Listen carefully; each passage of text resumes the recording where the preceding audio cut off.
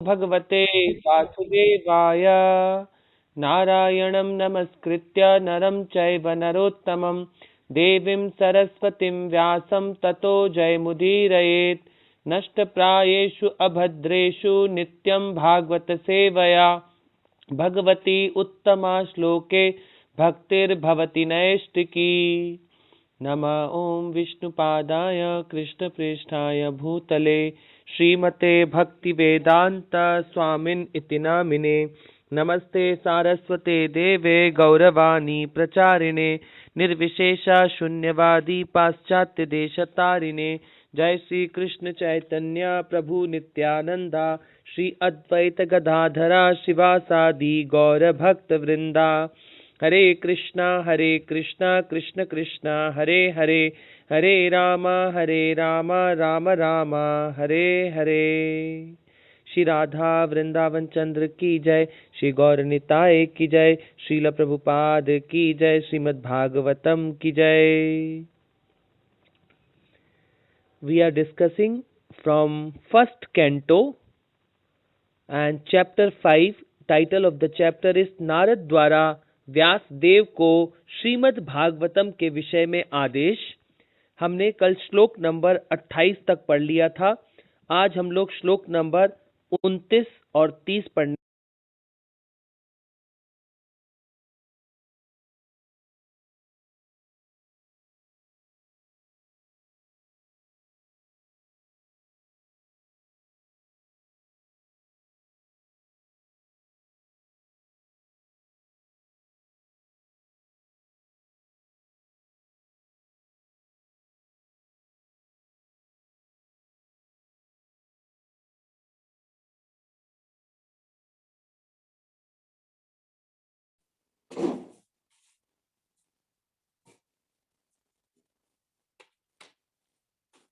और 30 पढ़ने।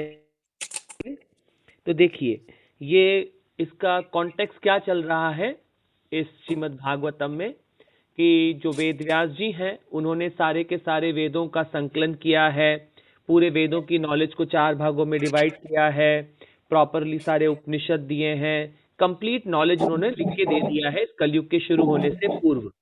परंतु फिर भी उनका हृदय सेटिस्फाई नहीं हो रहा है, वो सेटिस्फाई नहीं हो रहे हैं और वो बहुत अंदर से डिससेटिस्फाई हैं।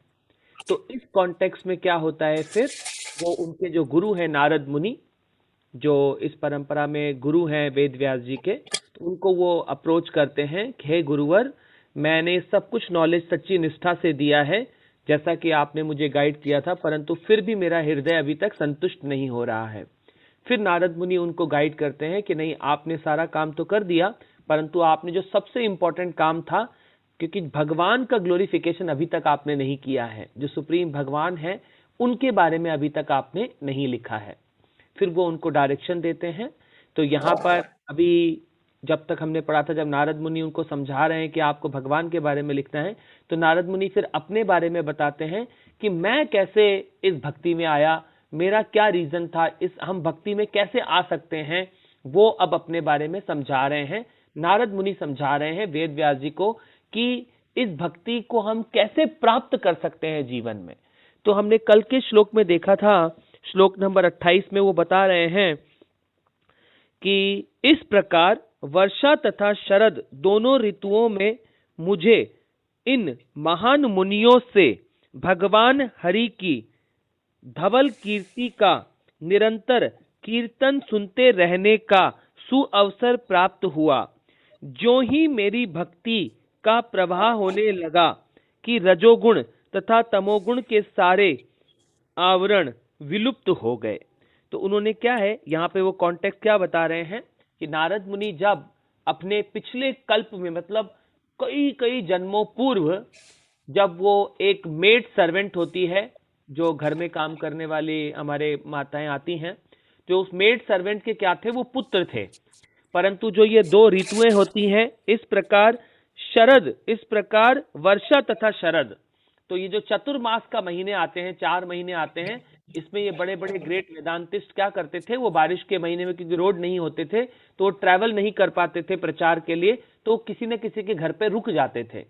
तो जो इनकी मदर थी नारद मुनि की, जो पिछले जन्म में जो उनकी मदर थी पिछले कल्प में, वो क्या करती थी, वैष्णवों की सेवा करती थी।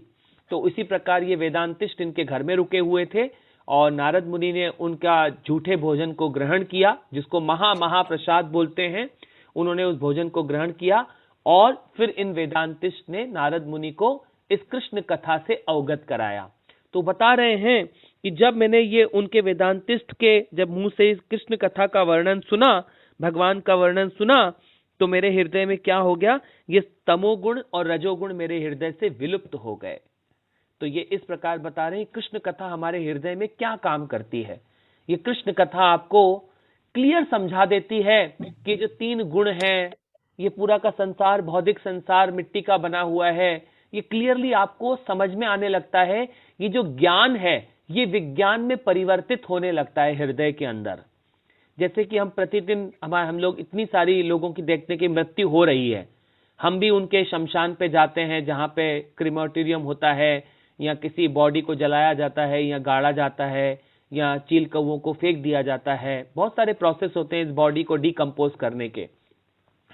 हम देखते हैं, हम डेली उन क्रियाओं में जाते हैं, फिर भी हमें रियलाइज नहीं हो रहा है कि मेरे को भी वहां पे रख दिया जाएगा और मुझे भी जला दिया जाएगा। वो रियलाइजेशन होता ही नहीं है हमें कभी भी। तो जब हम ये भागवतम भक्ति वेदांतिस्ट के मुख से सुनते हैं तो हमारे अंदर ये जो ज्ञान है, ये जो भगवत गीता का ज्ञान है कि मैं शरीर नहीं हूं, मैं भगवान का अंश हूं, मेरा भगवान के साथ प्रेम वाला रिश्ता है, वो क्या होने लगता है आपको, वो ज्ञान विज्ञान में बदलने लगता है। तो यहां तक नारद मुनि ने वेद व्यास जी को कल श्लोक नंबर 28 तक पढ़ा था। आज हम लोग श्लोक नंबर 29 से प्रारंभ करते हैं। अब देखिए इसमें क्या बोल रहे हैं वो, तस्सेव में अनुरक्तस्या प्राशीतस्य हते नत श्रद्धानस्य बालस्य दान्तास्यानुवचस्य च। मैं उन मुनियों के प्रति अत्यधिक आसक्त था, मेरा आचरण विनम्र था और उनकी सेवा के कारण मेरे सारे पाप विनष्ट हो चुके थे। मेरे हृदय में उनके प्रति प्रबल श्रद्धा थी। मैंने इंद्रियों को वश में कर लिया था और मैं उन तन तथा मन से उनका दृढ़ता से अनुगमन करता रहा था। अब देखिए कितनी इंपॉर्टेंट बात बोल रहे हैं, मैं उन मुनियों के प्रति अत्यधिक आसक्त था। अब यहाँ पे क्यों बोल रहे हैं, ये जो भागवतम जो ज्ञान है ये हम किस में पढ़ रहे हैं, गुरु शिष्य परंपरा में पढ़ रहे हैं।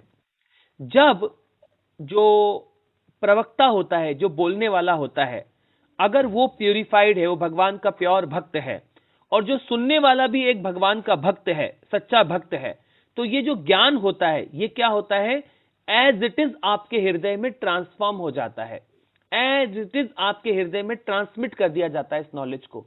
तो ये जो ज्ञान है, सोचिए ये सबसे पहले किसने दिया, सुखदेव गोस्वामी ने परीक्षित महाराज को ये ज्ञान दिया था। तो जो सुखदेव गोस्वामी थे वो क्या है, सबसे प्योर डिवोटी हैं, सबसे बड़े ट्रांसेंडेंटलिस्ट हैं, और जो परीक्षित महाराज हैं वो सबसे बड़े श्रोता हैं, सबसे बेस्ट सुनने वाले हैं इस दुनिया में।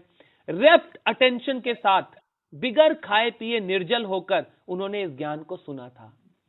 तो यहां पे वो बोल रहे हैं नारद मुनि, मैं उन मुनियों के प्रति अत्यधिक आसक्त था, मेरा आचरण विनम्र था और उनकी सेवा के कारण मेरे सारे पाप विनष्ट हो चुके थे। तो एक भगवान की, जब हम एक भगवान के प्योर डिवोटीज की जब हम सेवा कर लेते हैं, थोड़ी सी भी सेवा मिल जाती है, तो हमारे जीवन में क्या होता है, ये हमारे जीवन में सारा का सारा पाप विनष्ट हो जाता है।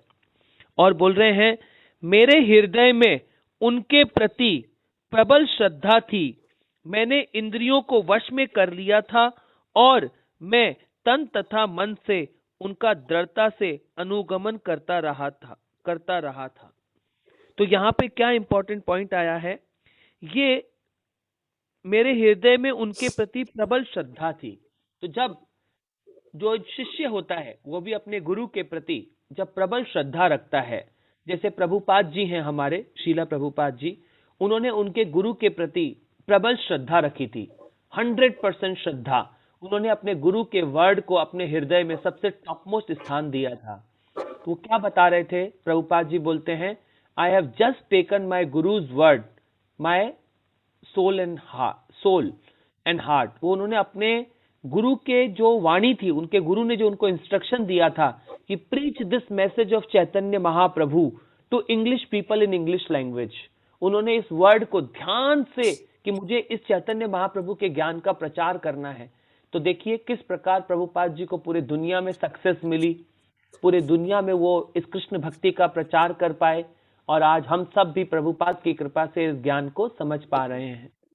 तो ये जब भी आप अपने जीवन में एक भगवान के प्योर भक्त की सेवा करने का अगर आपको मौका मिलता है, तो आप क्या कर पाते हैं, इस भक्ति में तुरंत आगे बढ़ जाते हैं। तो आप भी अपने परिवार में रहकर प्रभुपाद के छोटे से पिक्चर को रखकर प्रतिदिन अगर आप गुरु पूजा करते हैं, प्रभुपाद से जाकर अपना हृदय रिवील करते हैं, तो क्या करते हैं, प्रभुपाद आपके हृदय में इस ज्ञान को एज इट इज ट्रांसमिट कर देंगे। तो हम तुरंत इस भक्ति में प्रोग्रेस कर पाते हैं जब आप अपनी प्रबल निष्ठा रखते हैं प्रभुपाद के लिए। आगे क्या बोल रहे हैं, मैंने इंद्रियों को वश में कर लिया था और मैं तन तथा मन से उनका दृढ़ता से अनुगमन कर रहा था। तो ये नारद मुनि बोल रहे हैं कि मैंने किस प्रकार अपने जो ये भक्ति वेदांतिस्ट थे उनका किस प्रकार से सम्मान किया था अपने हृदय में।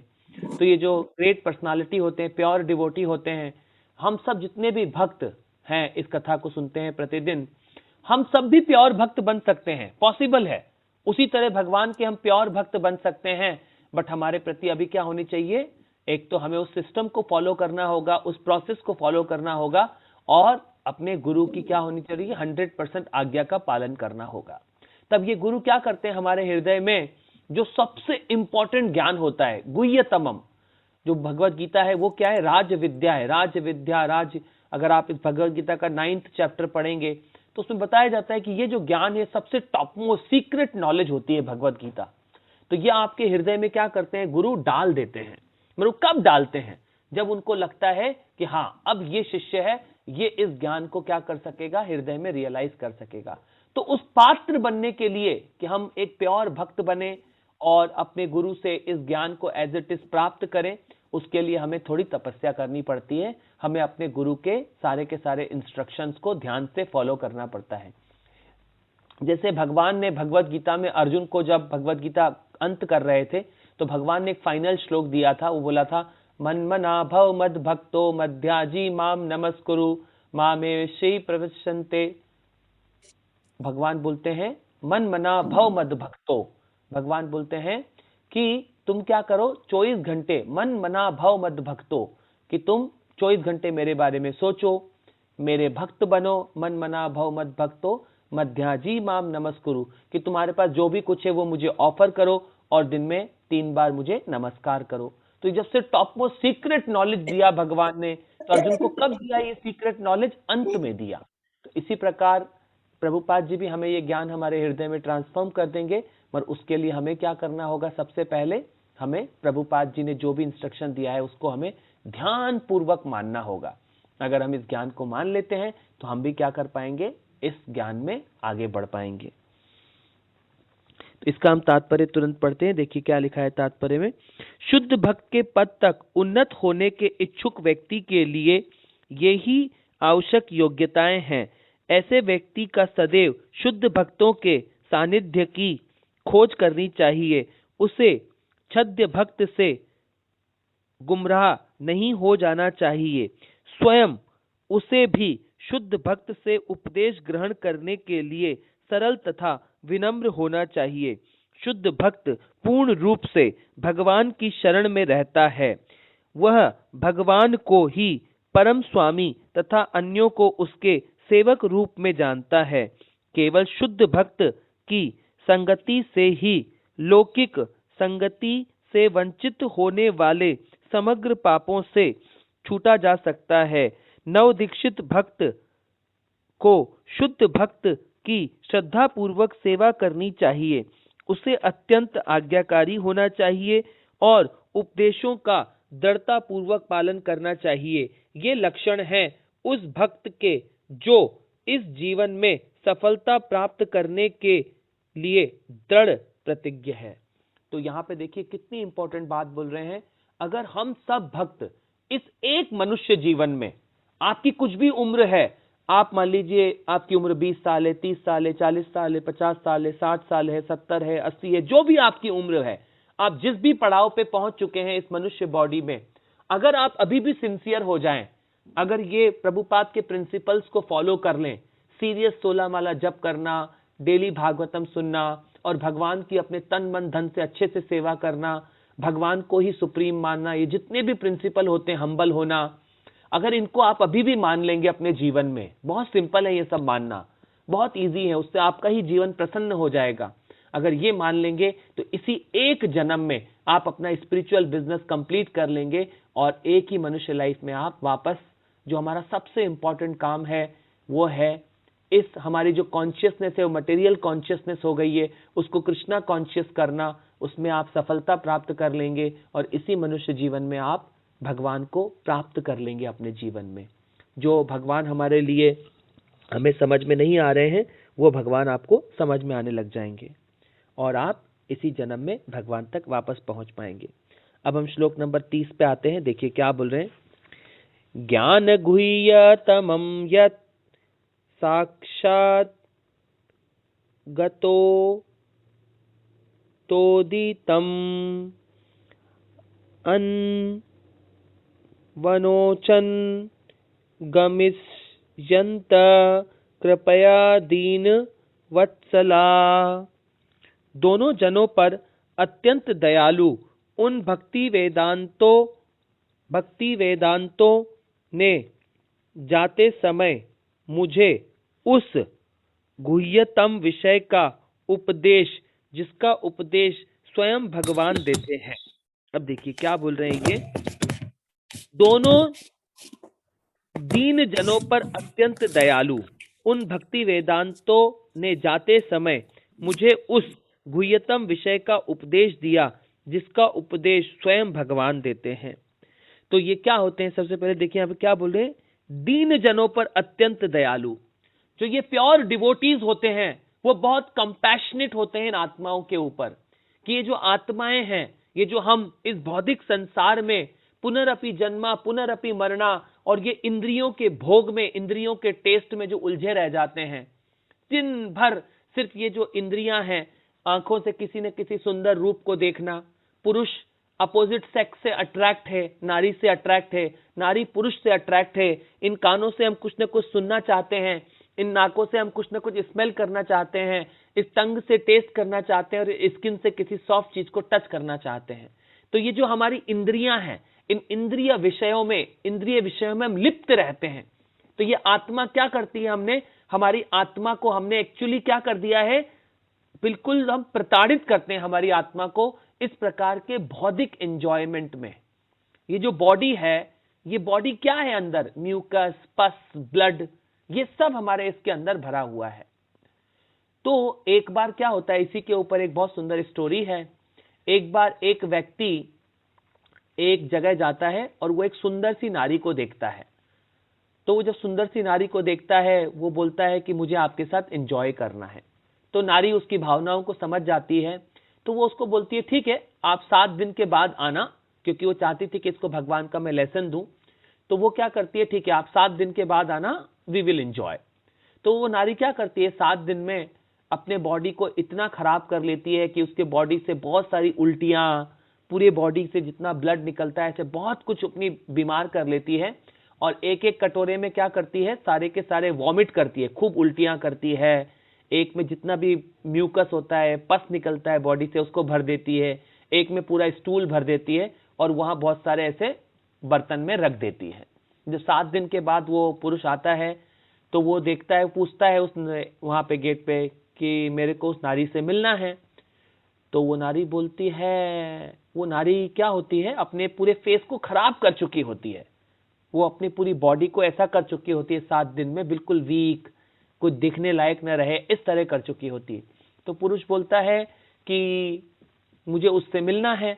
तो वो नारी बोलती है कि किससे मिलना है आपको? बोलता है वो सुंदर सी लेडी थी ना अंदर, मुझे उससे मिलना है। तो बोलता है कि वो जाओ अंदर जाके देख लो, वहां पे बैठी हुई है। तो कटोरों में जाके देखता है, कुछ ब्लड भरा हुआ है, किसी में स्टूल पड़ा है, किसी में। वो बोलता है मुझे ये नहीं, मुझे आज एक सुंदर सी लेडी थी, वो कि वो सुंदर सी लेडी यही है, इन कटोरों में ही है। ये म्यूकस है, ये पस है, ये ब्लड है, और ये सब कुछ उल्टियां हैं, गंदगी बॉडी से निकाल के उसने सब रख दिया था। तो फिर वो उसको जब नॉलेज देती है वो लेडी कि ये जो बॉडी है ये सब कैसा है, इसमें म्यूकस है, पस है, ब्लड है, इस बॉडी में सिर्फ ये कुछ भरा हुआ है जिससे हम अट्रैक्ट हो रहे थे, जिससे वो पुरुष अट्रैक्ट हो रहा था। तो जब वो पुरुष इन चीजों को समझता है, रियलिटी को समझता है, फिर वो उसको क्या करती है, भक्ति के मार्ग पर आगे गाइड करती है। तो इसी तरह क्या होता है, इस भौतिक संसार में हम इस इंद्रिय सुख में जो बहुत एंजॉय करने लग जाते हैं, हम भूल जाते हैं कि ये मिट्टी का शरीर है, एक दूसरे के मिट्टी के शरीर से हम ये जितना भी हमारे अंदर प्रॉब्लम हो रहा है, हम अट्रैक्ट हैं, ये सब माइंड के लेवल पे हो रहा है, हमारे माइंड में प्रॉब्लम हो रहा है, बॉडी में कुछ, आत्मा में कोई दिक्कत नहीं है। तो हमको क्या करना चाहिए, अभी हमें समझना चाहिए भगवान की कृपा, भगवान के भक्तों के साथ रहकर किस प्रकार हम इन इंद्रियों को भगवान की सेवा में डाइवर्ट करें। जितना ज्यादा आप इन इंद्रियों को भगवान की सेवा में लगाते हैं, आप उतनी जल्दी जल्दी इस भौतिक संसार से निकल पाते हैं। और ये जो भक्ति वेदांतिस्ट होते हैं, ये क्या करेंगे, आपके हृदय में जो भगवान के प्योर भक्त होते हैं, इस ज्ञान को ट्रांसमिट कर देंगे। अब देखिए यहाँ पे क्या बोला जा रहा है, हम इसका तात्पर्य पढ़ते हैं। विशुद्ध वेदांती या भक्ति वेदांत अपने अनुयायियों को स्वयं भगवान के उपदेशों के मुताबिक ही उपदेश देता है। भगवान ने भगवद गीता में तथा अन्य सारे शास्त्रों में निश्चित रूप से यह उपदेश दिया है कि लोग उन्हीं का अनुगमन करें। भगवान प्रत्येक वस्तु के सृष्टा, पालक तथा संहारक हैं।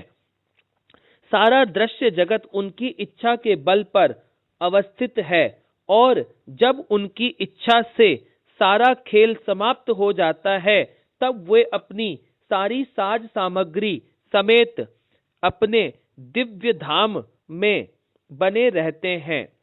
सृष्टि के पूर्व वे अपने इसी दिव्य धाम में थे, और प्रलय के बाद भी वह बने ही रहेंगे। अतएव वे सृजित प्राणियों में से एक नहीं हैं, वे दिव्य हैं। भगवद गीता में भगवान कहते हैं, अर्जुन को दिए गए उपदेशों में से बहुत पहले उन्होंने वही उपदेश सूर्य देव को दिया था। चूंकि बीच में यह श्रृंखला टूट गई थी और यह उपदेश गलत तरीके से उपयोग में लाया जाने लगा था, अतः वही उपदेश अर्जुन को फिर से दिया गया था, क्योंकि वह उनका परम भक्त एवं मित्र था। अतएव भगवान का उपदेश भक्तों के अतिरिक्त अन्य कोई नहीं समझ सकता। भगवान के दिव्य रूप का कोई अनुमान न होने के कारण निर्विशेषवादी भगवान के इस गुह्यतमम संदेश को नहीं समझ पाते। यहाँ पर गुह्यतमम शब्द अत्यंत महत्वपूर्ण है, क्योंकि भक्ति का ज्ञान निर्गुण ब्रह्म के ज्ञान से बढ़कर है। ज्ञानम का अर्थ होता है सामान्य ज्ञान या ज्ञान की कोई शाखा। सही ज्ञान विकसित होते हुए निर्गुण ब्रह्म के ज्ञान तक पहुंच जाता है। इसके ऊपर जब इससे कुछ कुछ भक्ति मिल जाती है, तो वह परमात्मा का ज्ञान या सर्वव्यापी भगवान का ज्ञान बन जाता है। यह अत्यंत गुह्य है, किंतु यदि यह ज्ञान शुद्ध भक्तिमय सेवा से परिणत हो जाता है और दिव्य ज्ञान का गुह्य अंश प्राप्त हो जाता है, तो यह गुह्यतमम ज्ञान कहलाता है। भगवान ने ब्रह्म, अर्जुन, उद्धव इत्यादि को यह गुह्यतमम ज्ञान प्रदान किया।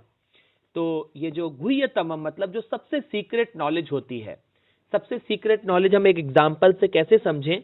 मान लीजिए आपके घर में एक माता है, आपकी पत्नी है, बच्चे हैं, और आपने बहुत सारा जो धन कमाया है, आपने एक सिस्टमैटिक तरीके से पूरा का पूरा ये जो धन है उसको आपने अच्छे से कुछ एफडी में रखा है, कुछ म्यूचुअल फंड में रखा है, कुछ गहने खरीद के रखे हैं, कुछ प्रॉपर्टी खरीदी है, आपने अच्छे से सिस्टमैटिक तरीके से रख दिया है। तो एक दिन एक बाहर से व्यक्ति आता है और वो आपके दरवाजे पे ठक ठक ठक नॉक करता है, और वो दरवाजा जैसे ही आप खोलते हैं वो आपसे पूछता है, हे प्लीज टेल मी, तुमने कितना पैसा, तुम्हारे पास कितना पैसा है और तुमने बैंक में कितना रुपया रखा है, मुझे तुरंत बताओ। तो आप क्या करेंगे? शट से डोर बंद कर देंगे, धम, ये कौन फालतू आदमी मुझसे कैसा क्वेश्चन पूछ रहा है। परंतु वही मान लीजिए तुरंत एक आपकी माता या आपकी पत्नी आपको प्यार से रूम में बिठा के पूछे कि बेटा बच्चों के लिए क्या अरेंजमेंट किया है, क्या क्या तूने कहां कहां पैसा अच्छे से लगा के रखा है, तो आप क्या करेंगे? अपनी पत्नी को और माता को अच्छे से बता पाएंगे। क्या है वो उस ज्ञान को पाने के लिए, उसके लिए क्या है वो एलिजिबल है।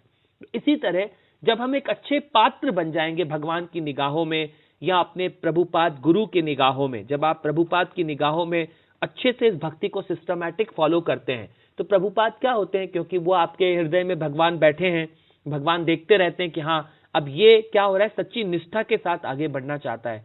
तो भगवान क्या करते हैं? फिर उस भक्त को क्या करते हैं? फिर गुह्यतमम, जो सबसे सीक्रेट नॉलेज होती है वो देते हैं। अभी तो हम पढ़ रहे हैं इसको, मगर सबसे सीक्रेट नॉलेज कब देंगे? जब क्या होता है, पात्र तैयार हो जाता है उस ज्ञान के लिए। तो ये भक्ति वेदांतिस्ट ने भी नारद मुनि को ज्ञान कब दिया? जब वो अंत में जाने वाले थे। तो सबसे टॉप मोस्ट सीक्रेट नॉलेज भगवान हमें तब देंगे जब भगवान हमें देखेंगे कि हाँ अब ये भक्त रेडी हो गया है। तो इसी प्रकार से परीक्षित महाराज परफेक्ट भक्त थे सुनने के लिए, और सुखदेव गोस्वामी परफेक्ट प्रवक्ता थे, परफेक्ट स्पीकर थे बोलने के लिए। तो इसी प्रकार जब हम इस लाइन पे आ जाएंगे, हम भी इस नॉलेज में आगे बढ़ पाएंगे। इसमें एक बहुत इंपॉर्टेंट पॉइंट आया है, जो हम भगवान को समझते रहते हैं कि वो क्या है। भगवान के 3 फीचर हमने समझे थे। वो 3 फीचर होते हैं ब्राह्मण, परमात्मा और भगवान स्वयं। तो जो कई लोग होते हैं मायावादी, इन सबको क्या ज्ञान होता है? सिर्फ ब्राह्मण फीचर का ज्ञान होता है। परंतु जब आपको ब्राह्मण फीचर का ज्ञान होता है तो ये भक्ति वेदांतिस्ट क्या करते हैं? उसमें डिवोशनल सेवा मिक्स करवाते हैं। पहले आपको भक्ति में लगाएंगे, थोड़ा बहुत आपको इस भगवान की प्योर भक्ति में लगाते हैं। तो जैसे ही आपके हृदय में क्या होता है, जब आप भक्ति में लगने लगते हैं, आपके जितने भी पाप नष्ट होने लगते हैं, ये रजोगुण तमोगुण बाहर जाने लगता है। फिर आप किसमें? आप परमात्मा फीचर को रियलाइज कर पाते हैं कि आपके हर शरीर में, हर आत्मा के साथ परमात्मा विद्यमान है। वो भगवान, क्योंकि भगवान हर जगह विद्यमान है, तो आप उस फीचर को समझ पाते हैं।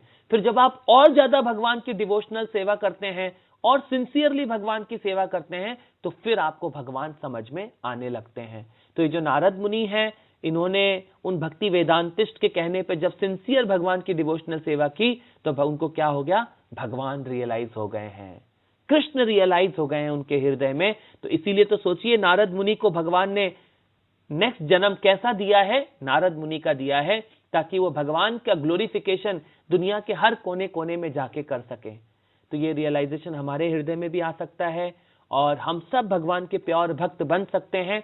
उसके लिए हमें क्या करना होगा? अपने प्रभुपाद के हर एक वर्ड को ध्यान से अपने हृदय में बसाना होगा और उनके इंस्ट्रक्शंस को फॉलो करना होगा। तो आज की कथा को हम यहाँ विराम देते हैं और इसके आगे हम कल से पढ़ना प्रारंभ करेंगे। आप सभी भक्तों का बहुत बहुत धन्यवाद। हरे कृष्णा।